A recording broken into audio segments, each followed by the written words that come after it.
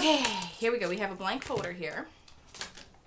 And we have this textured cardstock label. Okay, this is the front label of this Best Occasions textured cardstock. I'm using it as my chipboard. It's thinner than chipboard. It's like a really thin cardboard here, but it works really great for this. So covers to all your paper packs, save them. You can use them for millions of things.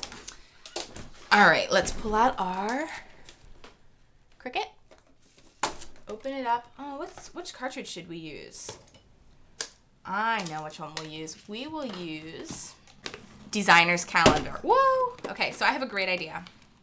We're going to go ahead and load in our Designer's Calendar cartridge. I haven't done a lot with this cartridge yet. I haven't showed you much with it. Played with it, but this is from Custom Crops. They have been so awesome in working with me recently.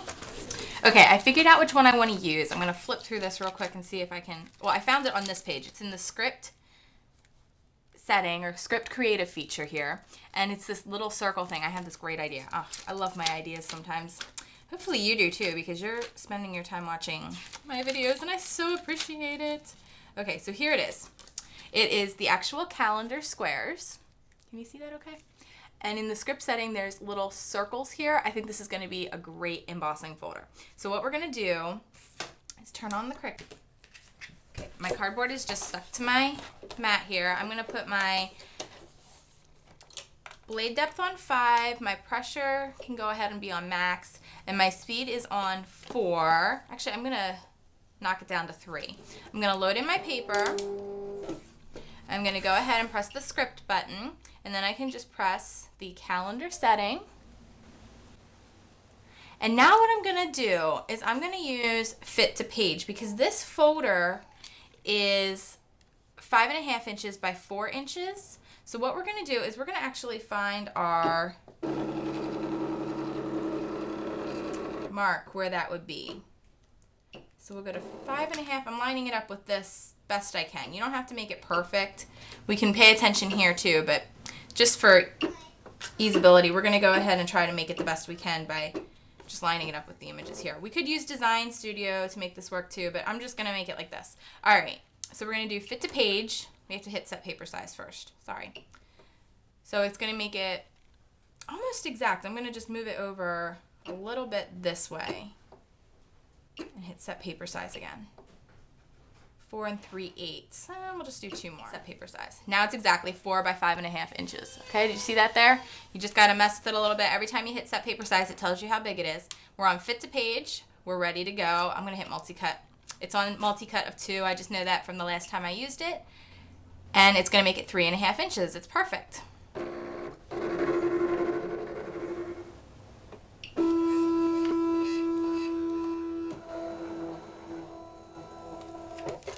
Okay, so we unloaded our paper. Now this is very important, so pay close attention. Both sides of this image. So we're going to go ahead and lift this up carefully. So we need to be very careful. The more intricate, the more work you're going to be doing, but that's okay. If you're willing, that's okay. We're going to carefully try to just lift up the outer frame. And I did this on multi-cut because I wanted things to remain as they should be. Okay, so do you see how that is? We're going to place this on this side of the mat. And I'm going to show you how we're going to do that. We're going to use, you could either use your Zig 2-way, but I'm going to use this Stick and Spray repositionable adhesive. We use this to make our Cricut mat sticky again.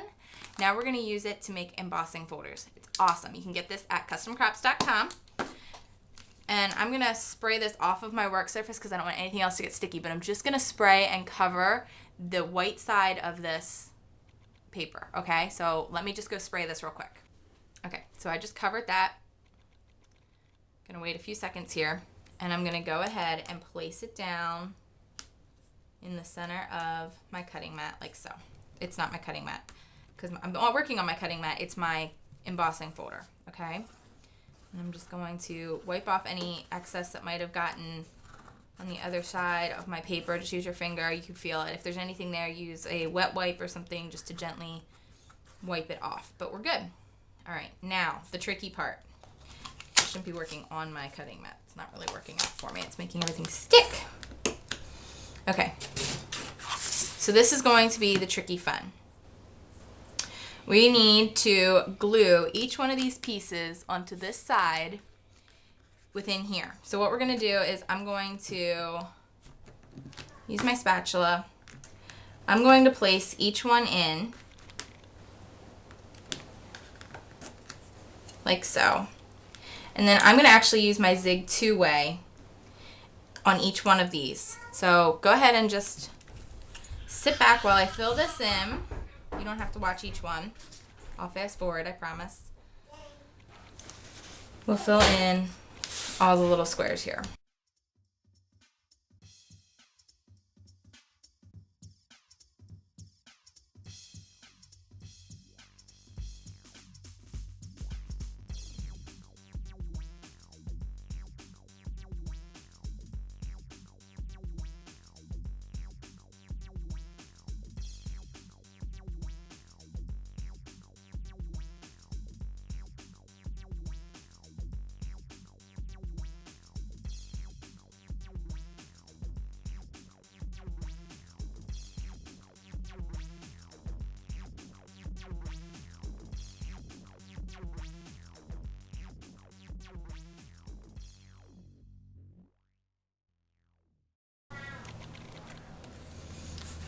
All right, so now all of my positive and negative images are filled in. Now I'm just gonna grab my zig 2-way. This is the chisel tip point. I like using the ball tip usually, but for this, because I wanna do it pretty quickly, I'm just gonna paint each one on. I gotta get this mat out of my way.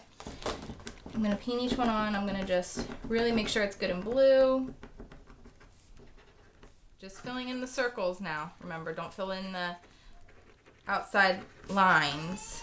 You just want the circles.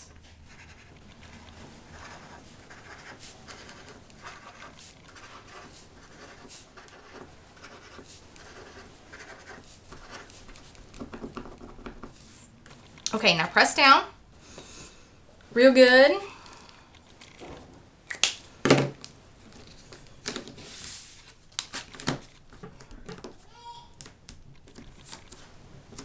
right, now peel this. Okay, hopefully we can get these not to stick within there. Uh-oh. Okay, so my kids just woke up from their naps and I have to do this really quick, but I do have everything glued down on both sides so you can see the images come through like this. And this is going to cause a really cool polka dot, large polka dot look. So I'm going to put my paper in the folder. Go ahead and we'll just layer it like we would with normal Cuttlebug things. Hey, Ben. Good boy. Okay, now we're just going to turn it through. Remember I said this is going to be a little bit harder than the normal Cuttlebug folders because this folder material is thicker. That's fine. Just crank it through. And I will show you how cute this is. Now you have polka dot embossed paper all ready to go. Oh boy, my kids are knocking my tripod. I'm sorry. Gotta go. See you later. Hope you enjoyed this another Above Ruby Studio episode, and I will see you very soon. Bye.